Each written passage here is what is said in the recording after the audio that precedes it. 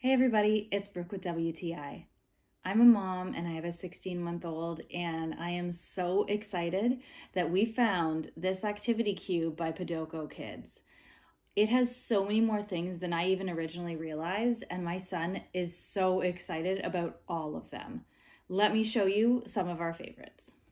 My son loves to put things away, so this is perfect for him because it has the different shapes and colors for him to learn, but also it has these separate tops to put on so that he can learn how to fit the different things inside of them. There's this coin drop one, so he has to learn to put them in the proper way. He definitely gets more frustrated with this one, but it'll be perfect for practicing patience because he has started getting very impatient when things don't work out immediately.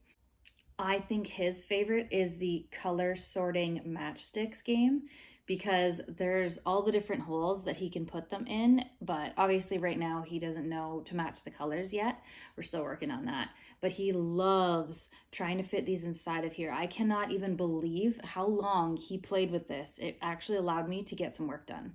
He also really loves this beaded maze top. It's really fun watching him try and figure out how to get the beads through, but he also just likes pushing them around even if they don't really go anywhere.